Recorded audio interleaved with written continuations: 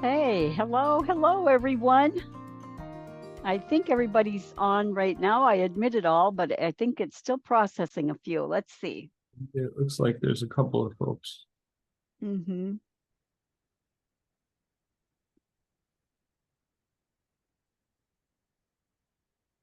Okay, I think we're good.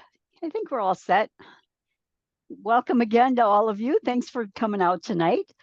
This is PBNSG. If this is your first time here, I will tell you that that stands for Plant-Based Nutrition Support Group, which is a nonprofit 501c3 group that's dedicated to educating individuals and promoting whole food plant-based lifestyles in order to help people reverse and prevent their chronic diseases. First, I'd like to recognize our team of specialized hosts who each lead their own support group here at PBNSG on the membership site, which is where you are right now. And as members, you have complimentary access to cooking demos such as tonight, all the virtual events. We have a heart disease group, diabetes group, an inflammation support group, which I happen to lead on the first Tuesday of every month. So there's a lot of resources here for members. And as our founder is Paul Chatlin, he likes to say that we are together as one because we all have the same passion of helping people attain the best health they can through a whole food plant-based lifestyle. So please visit pbnsg.org. On the calendar, you'll see where all of those events are. And also, even for non-members, there's a free monthly community support group meeting that's always on the second Thursday of the month. And you'll find that on the calendar too, on the homepage of PBNSG. So my name is Sid Nodder. I'm a longtime nutrition educator and the author of the Plan A Diet, and have been teaching whole food plant-based classes now for well over 25 years. You can go to my website, sidnodder.com. I have a lot of freebies there, including a free 21-day meal plan. And again, I hope you'll join us in the inflammation support group on the first Tuesday of every month. In September, Nan Simonson will be our guest that night. And if you're familiar with her, she wrote the book called Aging Powerfully. So, other upcoming events. Now, a week from today, August 24th, Victoria Moran will be here. I'm not sure what she is presenting, or I would tell you. Thursday, August 31st, Vicki Brett Gock will be here to do a cooking demo. And then on Thursday, September 7th, Anthony Masiello and Love.Life Telehealth. So if you're familiar with plant-based telehealth, they've changed their name now to Love.Life Telehealth. And they'll be, not sure if there will be some of the doctors on with Anthony at that time, but you'll be kept apprised, through emails from PBNSG. So now it is my pleasure to introduce you to tonight's speaker, who I know personally and consider to be a good friend. His name is Mark Cerkvenik, and he is an executive chef and certified PCRM Food for Life instructor. And through his business, Let's Eat Great Food, Mark provides coaching for individuals and couples. Oops, hang on there. We have to let other people in. I'm sorry. So he provides coaching for individuals and couples on how to transition, to a sustainable plant-based diet. And he offers workshops and workplace seminars on a variety of topics as well, health-related topics. So Mark has taken his passion for cooking to create whole food gourmet dishes, no oil, by the way, which he provides at vegjohnsonjourneys.com. We're going to put all these links in the chat box for you, but he does these Veg Johnson Journey tours throughout the United States where you can go on trips that are very, there's not many people. I'm sure it's a very small group, so you get very individualized attention on these trips and these tours. And he and his wife, Lori, live in the Chicago area. And I'll have him tell you a little bit more about what he's going to present tonight. If you have any questions as we go along, please type those in the chat box, and I'll be sure to ask Mark as we're going along, okay? So welcome, Mark. Thank you so much. Great. Thanks, Sid. It's great to be here and great to work with you once again. So Sid and I live probably about 45 minutes from each other, and we've known each other for gosh, going on a little bit over a year now. We finally met, and we had to go all the way to Cleveland, Ohio, to meet each other in person at the National Health Association conference.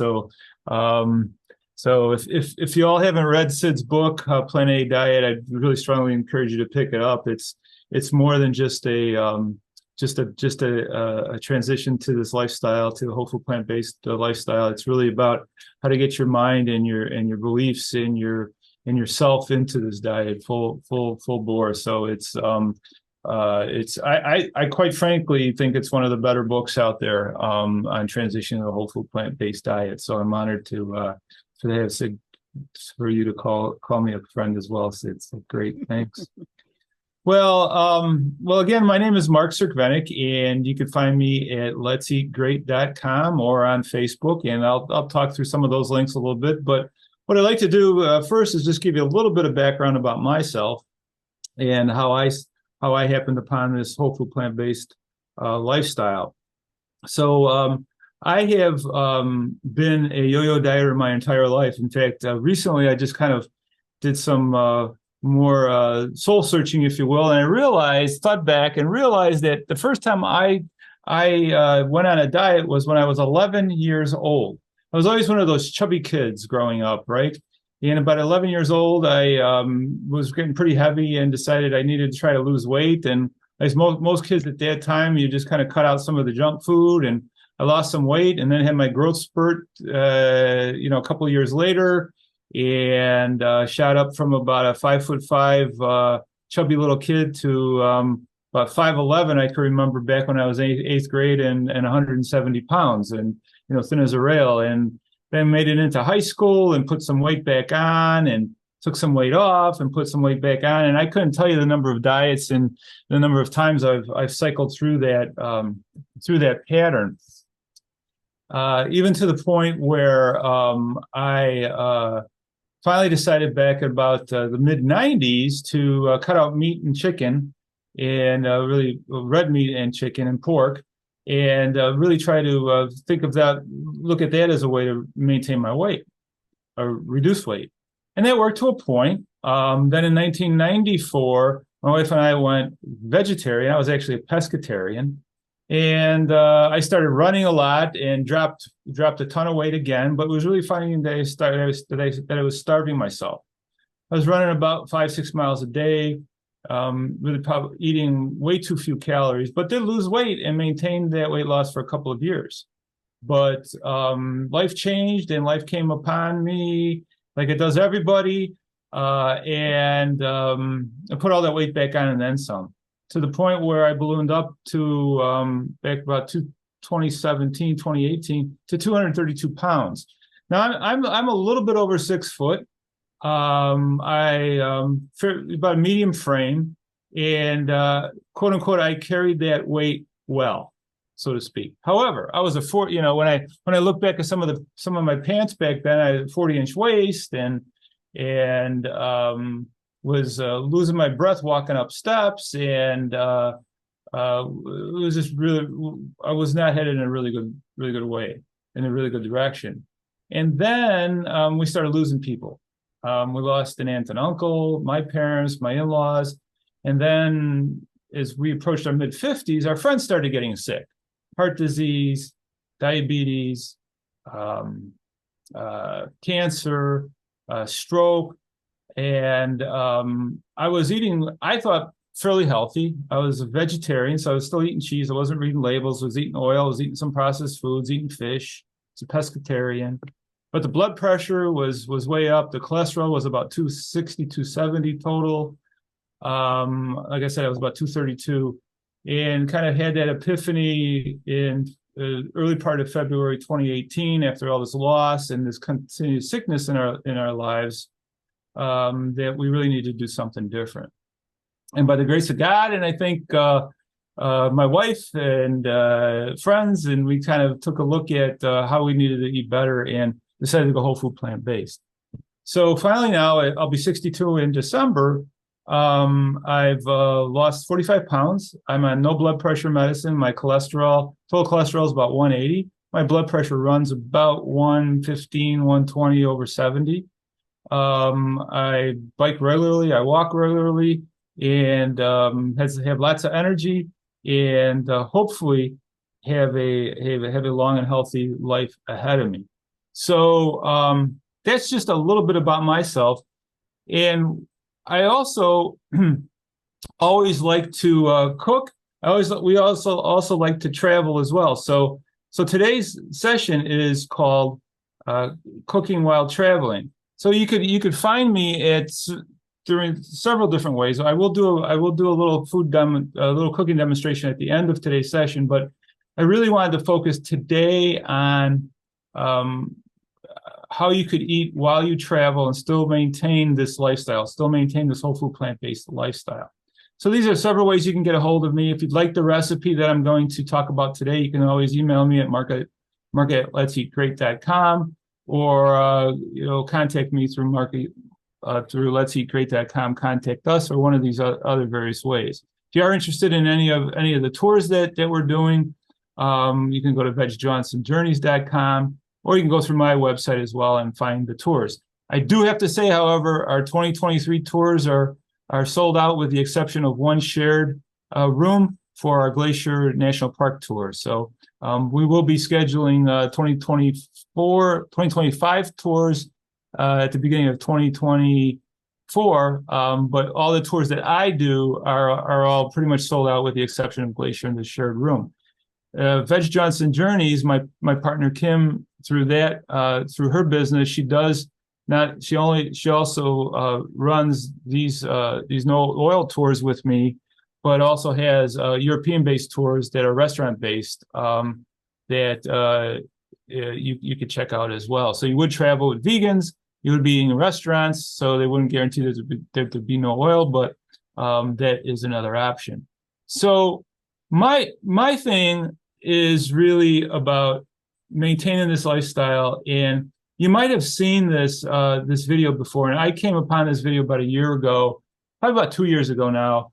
And when Sid and I were just at the National Health Association conference, one of the physicians, actually Dr. Goldhammer, had shown this video, and I really think it's really about what your why is. Why do you maintain this lifestyle? Why do you maintain this diet? Why do you do something that, quite frankly, is really the exception versus the rule in our society? About 3% of us are whole food plant-based, are vegans, and the vast majority of people really don't eat very well at all in our society, as you well know. So it's about the why, and this video really speaks to what my why is, why I maintain a whole food plant-based diet.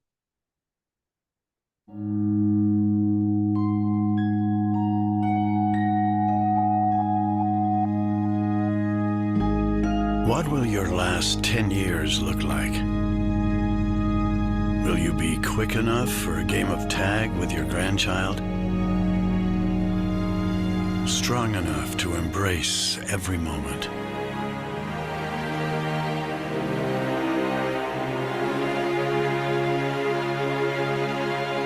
Will you grow old with vitality? Or get old with disease?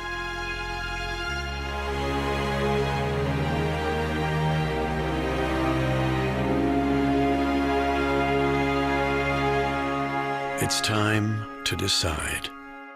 The average Canadian will spend their last 10 years in sickness. Change your future at makehealthlast.ca. So that's my why. That's my why in a nutshell.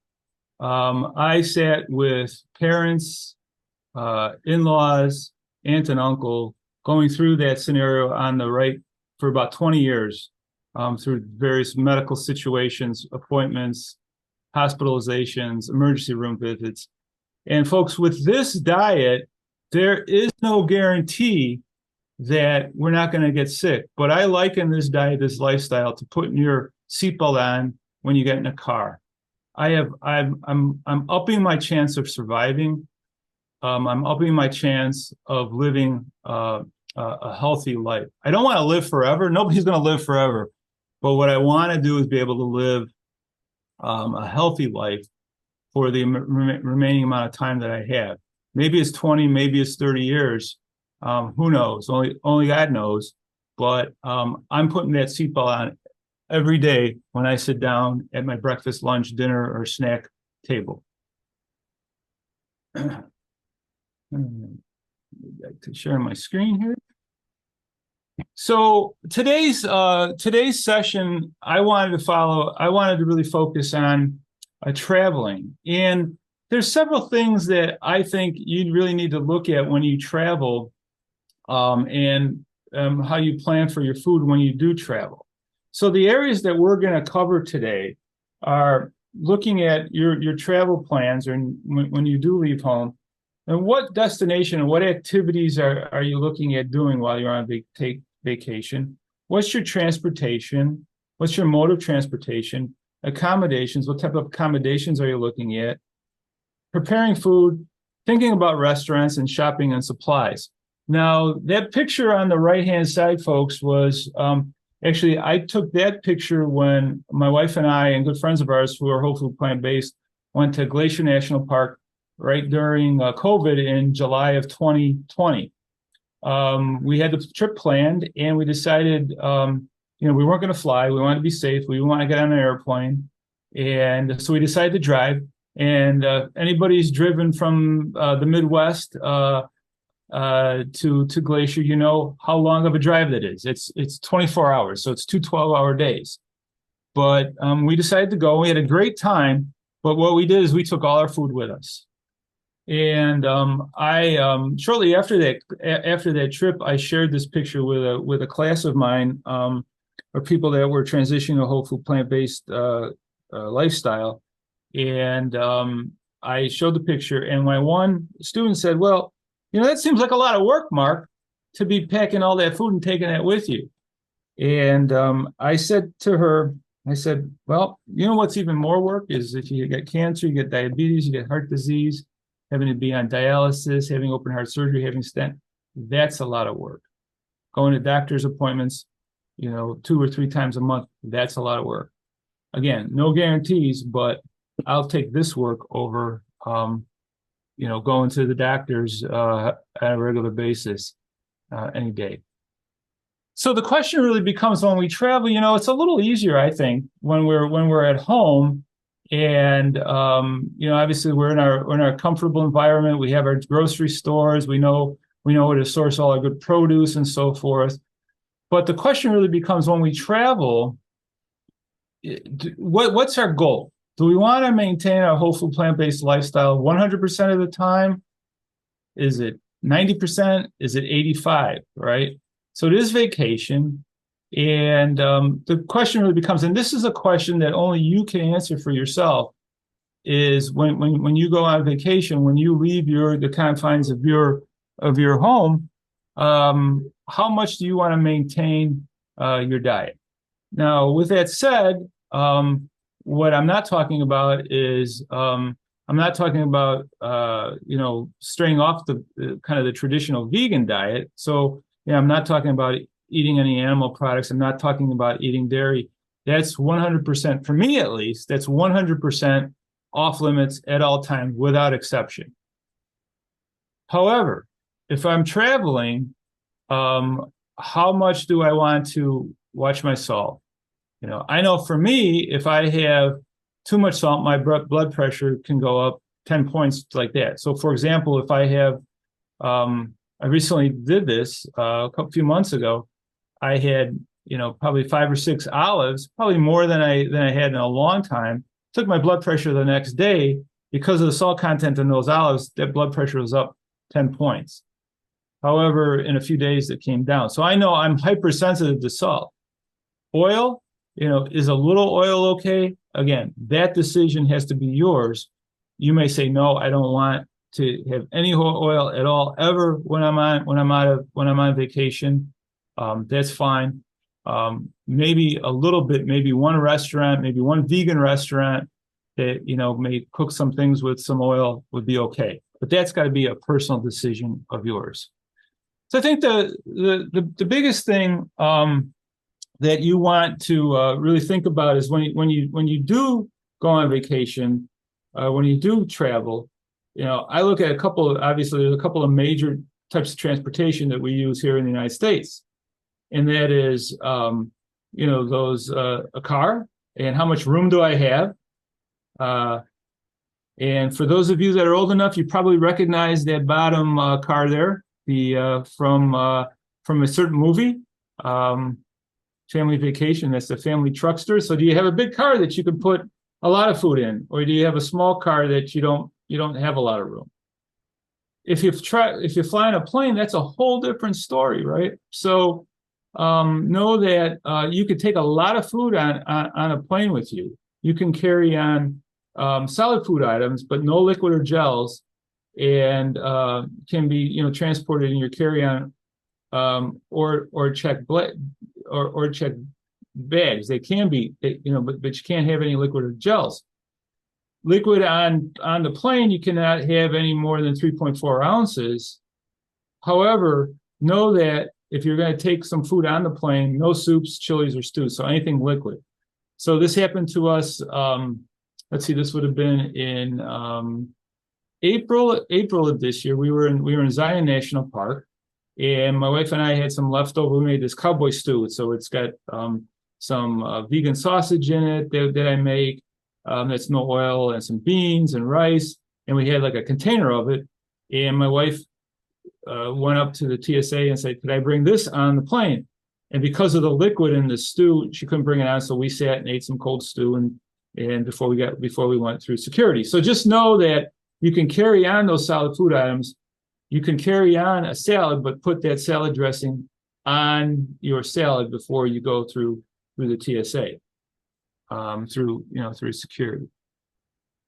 So what can you eat on a plane? Well, wraps, those are one of my favorite things. In fact, we'll demo making a wrap here towards the end of today's session.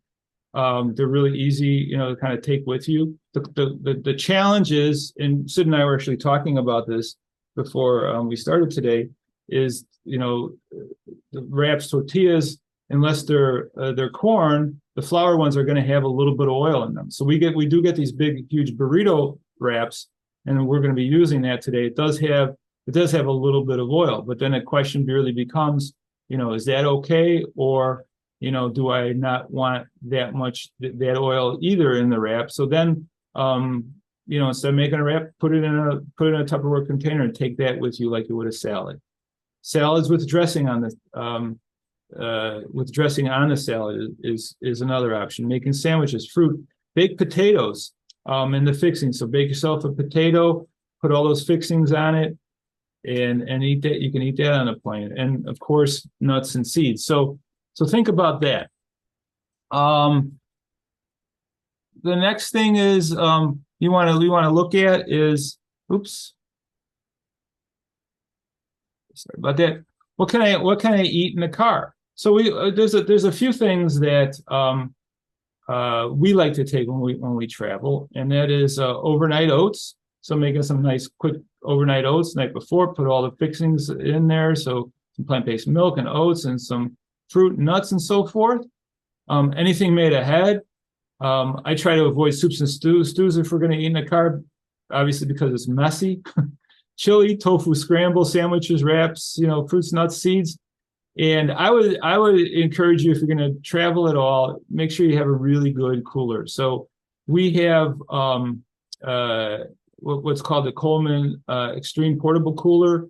It's hard-sided, and it keeps ice up to 5 days. It's a really big one, and it has wheels on it, so we're able to pack that with all our pre-made food. If we go, like when we went to Glacier, we packed the vast majority of our food. We chose to cook ahead of time and then heat things up. That's one way to do it. I'll talk about some other ways to do it in a bit. When you're on the road, one of the really cool things that we just discovered about a year ago is this thing called a portable oven. So it looks exactly like that picture. You plug it into your cigarette lighter. It gets to about 120 degrees on that little plate that's underneath that glass dish. You want to make sure, though, that if you want to buy one of these little portable ovens, that it is one that will accept a glass dish, that you use your own. I don't like to cook in plastic. I just I'm just afraid of some of the off-gassing and some of the chemicals that can leach out when plastic is heated. So the one that we have, and you can find these at your favorite online retailer like Amazon or so forth, and that's what we got ours. So it's really good, and it'll actually it also says that you can actually heat up a frozen dinner too in it. So if you have some kind of frozen item that you put into that in a glass dish in a couple of hours, it'll be nice. It'll be nice and warm for you. So the next thing you want to really think about are some of the activities. So am I hiking? What am I sightseeing? Am I spending some time with families and friends? And how important is it for you to experience those local cuisines, right? Regional dishes. So one of the things we do on our tours is we cook regional dishes. So for example, we're going to Maine here in the beginning of September. We've got a group of 12 people, and all of our tours are between 12 and 14 people. And we're going to be doing some regional dishes. So like a lobster bowl. So instead of a lobster roll, it'd be a lobster bowl, and making vegan lobster with hearts of palm and chickpeas and some other things. A clam chowder, and crab cakes and those types of things. So, and then you also want to think about how much time you want to spend in a restaurant. I really think that cooking or preparing things ahead of time, really helps us focus on enjoying all those activities of hiking, sightseeing, or spending time with friends and family versus sitting in a restaurant. One of the things I know before we were vegan that used to really frustrate both my wife and I was, you go to a restaurant, and especially if it's the busy season, you spend so much time waiting for a table and then trying to figure out what to order and then getting the meal and then eating it. And by that time, you're tired and you go back to your room or your hotel or your condo, whatever you rented, and you go to sleep. And what we find now with bringing our own food or making our own food while we're on vacation is it frees up time for us and allows us to spend more time doing the things that we want to do, like going and seeing the sights and hiking and so forth. I think ultimately, though, that last bullet is a big point, and has been a big point for me, and that is bringing mindfulness to my eating, bringing mindfulness to my dining experience, planning things out, being conscious of, hey, I might order something with a little bit of oil in it. It might be okay for one meal, or maybe we make, out of 7 days, we make 6 meals, and one of those days we go to a restaurant. So bringing that mindfulness and planning to your dining experience. You also want to be thinking about, those destinations that you're going to. Are you going to be hiking? Are you going to be spending time out in the wilderness? Are you going to be, are you going to be wanting to take a lunch bag with you, like you see the two gentlemen in that middle picture there? That's actually something we do on our tour. Those are actually two of our guests that were on our recent tour to Zion National Park. Everybody gets a little lunch bag, and we pack them lunches every day. So they're taking a wrap or a salad, and a snack in there, and some fruit or nuts or a little dessert, those types of things. So people are actually able to take that with them while they're out sightseeing or hiking or what have you during the day. Or are you going to be spending time, of course, in a city? One of the things that we know about national parks when we go to places like Glacier, like Zion, like Maine. Well, Maine's a little bit different because we're going to be more near bigger cities. But like next year we're going to Yosemite and Glacier, of course. They're kind of remote. Options for food are very, very limited. So having that food ready, planning ahead of time, being prepared to eat in accordance with your lifestyle, with your diet, is pretty important. The next thing that I encourage people to do is kind of think about accommodations and what's going to make the most sense when we're trying to maintain a whole food, plant-based lifestyle. So our preference these days for our personal vacations and what we do for tours is we rent a house or a condo. So for our tours, for example, we rent large houses, and typically a couple of houses. And so they're beautiful homes. They're 8,000 square feet. Everybody has their own bedroom and own bathroom, and that works out really well. Or when my wife and I travel, we rent. We're going to a wedding in upstate New York at the end of October. Instead of staying in the hotel, that's about about 3 minutes from the venue at a vineyard, from the wedding venue at a vineyard, where there's also a hotel there. We decided to rent a little home from VRBO right on Seneca Lake, and we'll bring our own food. We'll do some of our own cooking, and it's actually cheaper than staying at the hotel where the wedding's being held. So that's another thing too. So not only do you have that availability of being able to make and prepare your own food if you rent something like through Airbnb or VRBO, but you also have the opportunity to kind of spread out a little bit. And we have found that sometimes it's even a little cheaper than, for example, staying at our next best selection would be one of those residence inns like Marriott or Town Place Suites or what have you. I was talking with Sid before we got on here. My wife and I are going up to Madison, Wisconsin on overnight tomorrow, and we're going to stay actually at Staybridge Suites. So it's like a little kitchenette, like that middle bottom picture there. At least you have a little place to store some of the food you brought. You want to warm things up, things like that. Our least favorite place to stay are those kind of tall tower, hotels like you see on the far left-hand side there.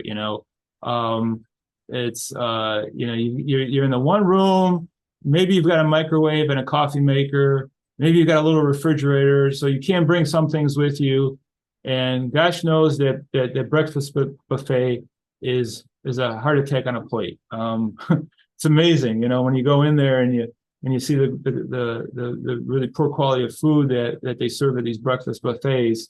Sausage and eggs and biscuits and gravy and those types of things. But so that's our least favorite place to stay. Will we stay there sometimes? Yes. But it's on rare occasions. We even stayed in Cleveland, Ohio. We were driving out west. I have a family that lives in Pennsylvania. We stayed just one night in Cleveland, Ohio, downtown Cleveland. There wasn't even a microwave or refrigerator room. It was amazing. So anyways, so think about the accommodations, think about where you're staying, think about costs and all those types of things. My recommendation would be if you want to maintain this plant-based lifestyle, first of all, you got to cook. You got to bring something with you. You may not cook every day. You might go to a restaurant a couple days a week while you're on vacation. But my recommendation would be to try to look at something like a residence inn or VRBO at the very least. So the question then becomes, do I bring my food? Do I make my own food, or do I buy my own food, right? So going with that whole theme of mindfulness, folks, I would really suggest that you sit down. If you're going out of town for, a few days, sit down and write that menu out. Monday, let's say, for example, you're going to go Monday, Tuesday, Wednesday. Monday, we're going to bring, these three dishes. Tuesday, we're going to make a couple of things.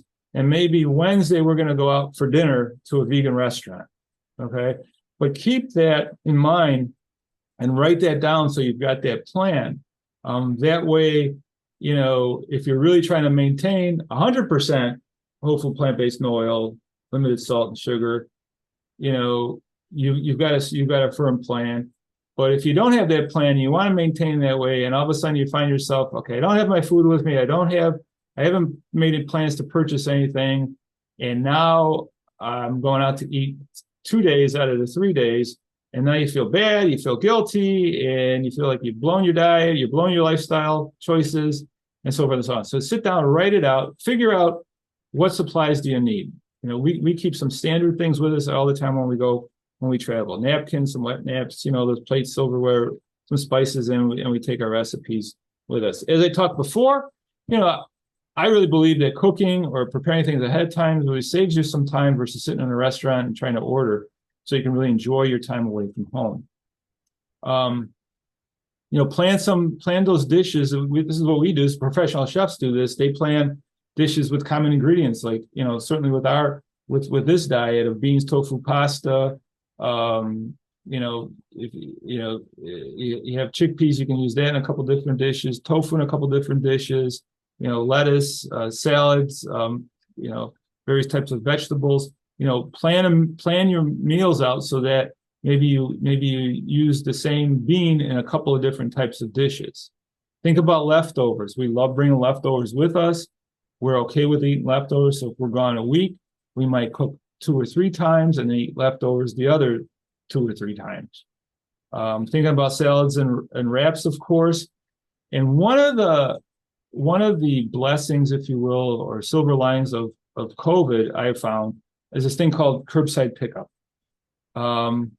You could curbside pickup from any of the major groceries chains like Kroger, Albertsons. All the stores now are either owned by Albertsons, Kroger, Publix, are kind of the 3 big chains now in the United States. And all the mom and pops have gotten bought up by that. And then, of course, Walmart. Most major chains, all major chains I found, do some type of curbside pickup.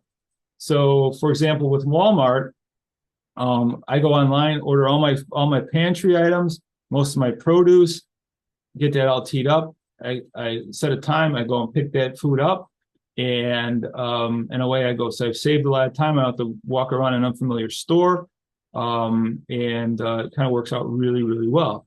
And it doesn't take, it's most of these stores, all these stores really do it for free, as long as you're spending typically about $35 minimum. So it could save you a lot of time in an unfamiliar store in an unfamiliar part of the country. We still do like to use farmers markets and local markets. That Honey's market there in the lower right was a market that we ran into in Kanab, Utah. It was wonderful. It had wonderful selections of vegan products. Kanab, Utah, if anybody's familiar with Kanab, Utah, it's a hiker's paradise. It's right near Zion. And so they have lots of folks are focused on healthy eating, healthy lifestyle. They have some wonderful wraps in there that I cannot find around, in my local stores here. Various flavors. There was a cilantro wrap. There was a roasted red tomato wrap, sun-dried tomato wrap. So just some different flavors. So check out some of those local markets as well, and of course the farmers markets. But I think curbside pickup's a really, really big time saver. So, these are some of our go-to meals while traveling. I still do like my dry cereal. I focus on grape nuts and Ezekiel. Cheerios are okay. Rice Chex are okay. I just don't find that they fill me up really well. But we also do salads, wraps in the 1 bowls, and a lot of fruit.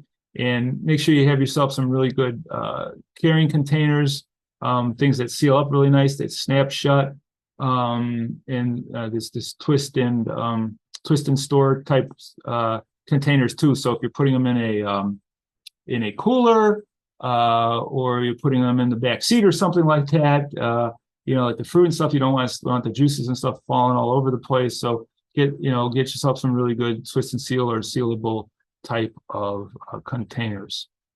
All right, so that's where you could find me online. Do we have any questions, Sid? Any comments or anything? Yeah, I don't see any questions yet, Mark. Okay, all right, good. I do have one question though. Okay. So when you go on a tour with people, do you go ahead of time and start preparing ahead of time, or do you get there at the same time the people do? Yeah, that's a really good question. So the preparation takes place about 3 months ahead of time. It actually starts, all of our menu planning and everything. Literally today. So our tour starts on September 9th. Today I was on Walmart's website, scheduling a pickup at a Walmart near Portland, Maine. So the really cool thing is we do all of our ordering and kind of teeing up ahead of time.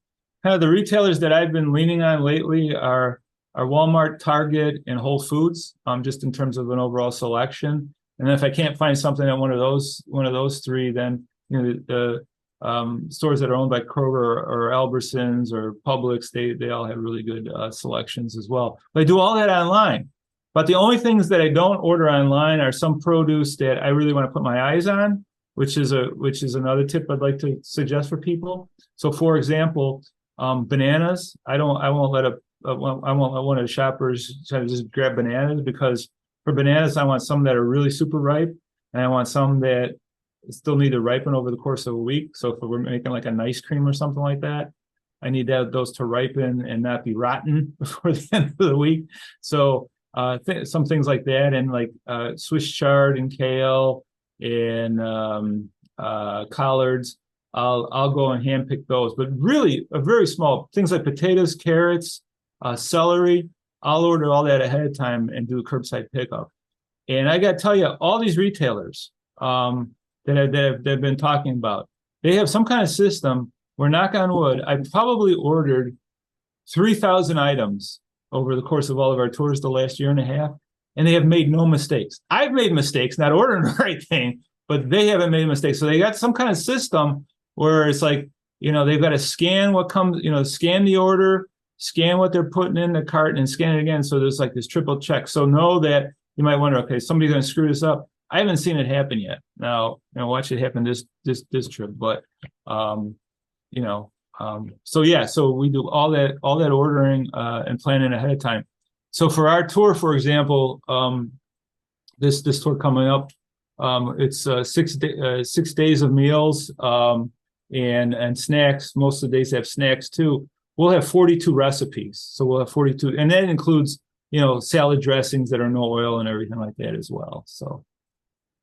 Okay, here's a question too. Do you have any tips for mixed families? Some are whole food plant-based and some are meat and potatoes. Yeah. I'm going to be really blunt. If you come to my house, you're going to eat the way I eat. You're not going to bring meat into my house. It's just not going to happen for a lot of different reasons. One is because I love you. I care about you. If I'm inviting you in my house, I want you to eat healthy. I want you to eat in a sustainable way. For not only your health, but also for animals and for our planet. So that's the way I handle it. Now, when you're traveling,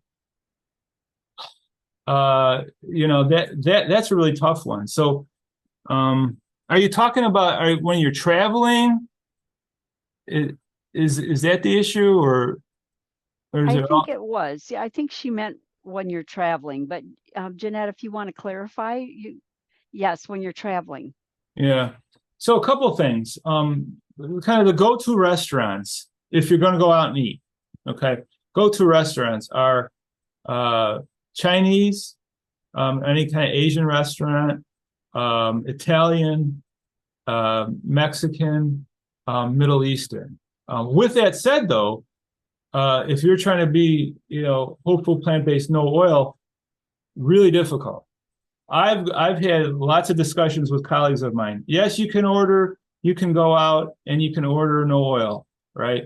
Most of the time when I order a no oil meal, it doesn't taste really good. I'm eating it because I'm being social, and it's more important for me to be there with my friends than about the quality of my food. However, if you're going on vacation for a week, that's a whole different story. So I guess the best happy medium is pick one of those restaurants, like an Italian, or Asian, Mexican, Middle Eastern. Probably going to be your best bet. I also know that steakhouses tend to have really nice sides as well, potatoes, baked potatoes and salads and things like that. However, I'll be really blunt. I can't take the smell of cooked meat anymore. There's just something about it.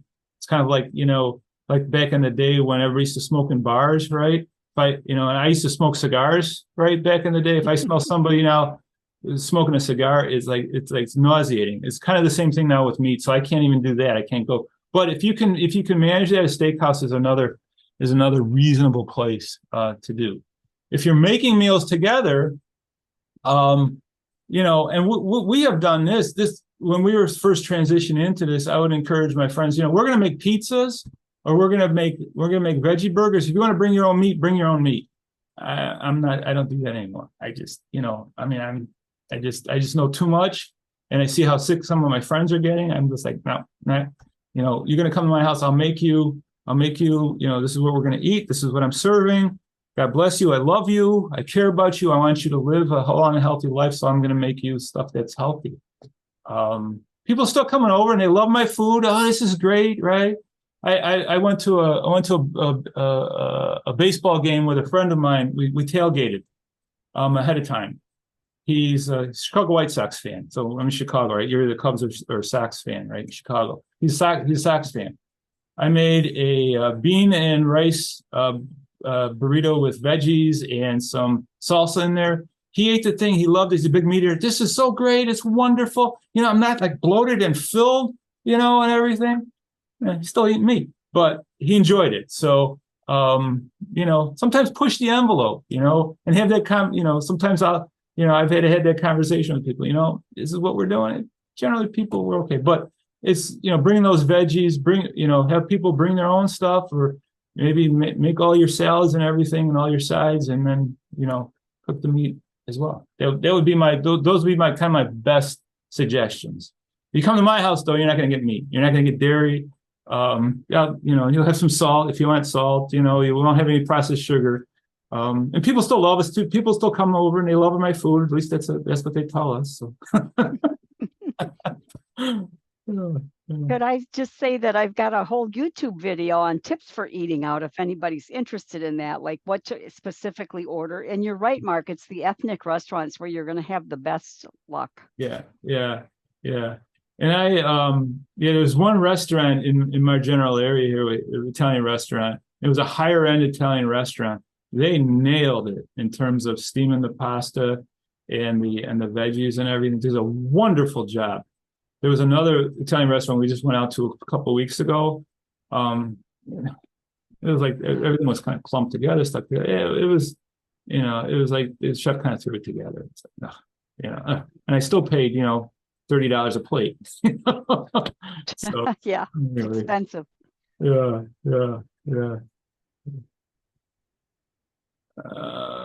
No other questions just yet. Okay.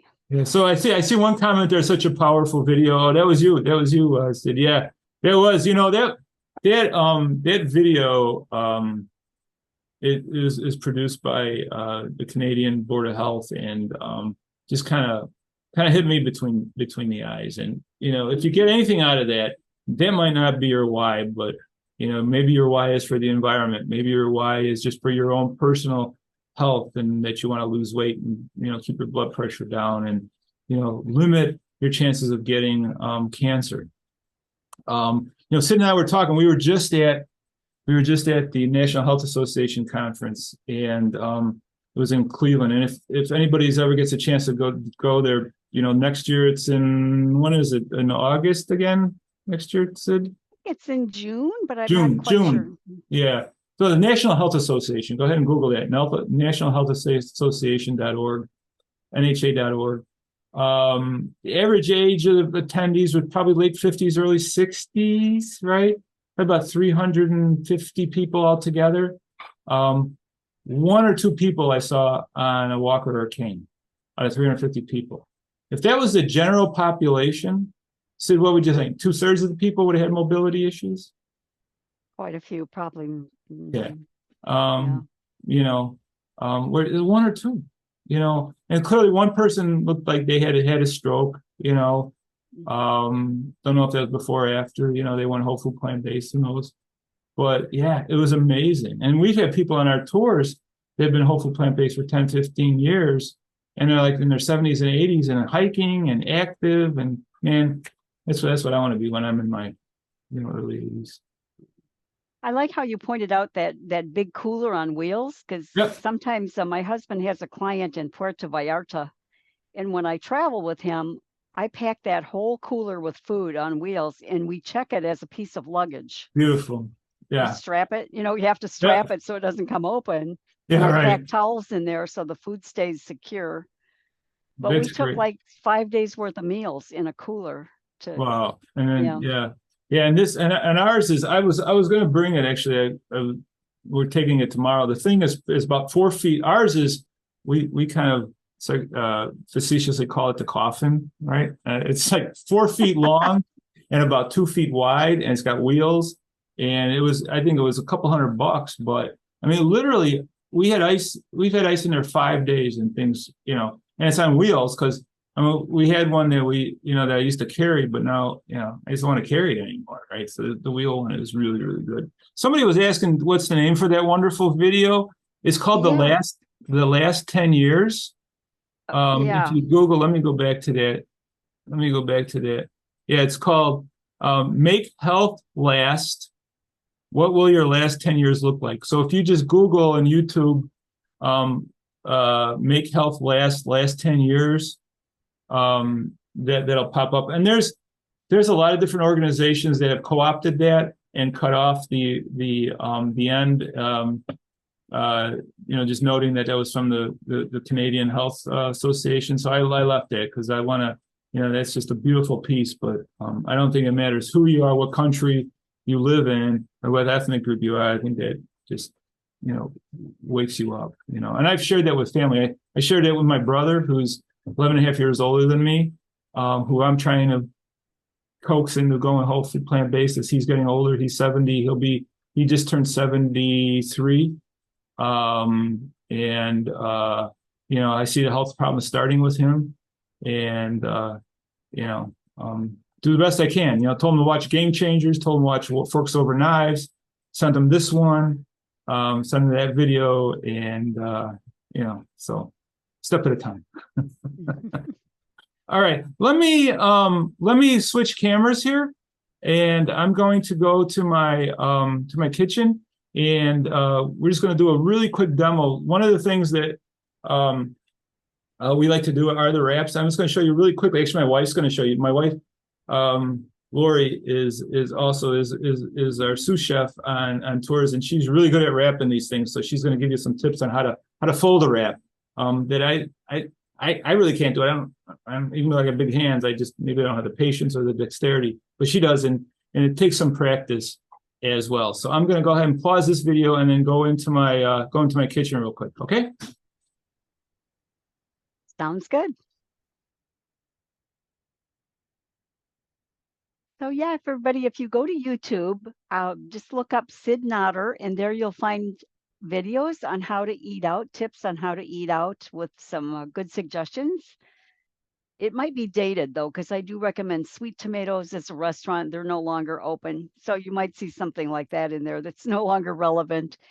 And there's also one on how to eat while traveling, and it talks about the Puerto Vallarta trips and how we take food for that. All right. Here we are. Let me just point you can hear me and see me okay, right? Yep. Let's see. Oh. Talk again. You're kind of a little bit, could be louder. Try again. Okay. How does that? Is that better? Yeah, that's good. Okay, great. All right. I'm going to go ahead. I'm going to have my wife come in here. Come on in, Lori. This is my wife, Lori. Yep. Hi, Lori. How are you? That's Sid. Hi, Sid. Lori's heard so much about you. Yeah. One of these days we're gonna get right. You and your husband and Lori and I, we're gonna get together. So right? Yeah. We're having a potluck August 25th if you'd like to come. August 25th. All right. Yeah. I think we're in town too. Yes. Count us in. I'll be in touch with you. Get the details. Okay. So Lori and I work on the tours together. Lori is a sous chef for the tours, and we balance each other off really well. Lori's background, she used to be a med tech, and then she worked in a greenhouse, and so it's all about the details and order and keeping things organized. So she really helps me, who I'm the big picture guy, kind of classic, big picture person and detail oriented. So Lori's really good at making wraps and keeping things rolling. So sure.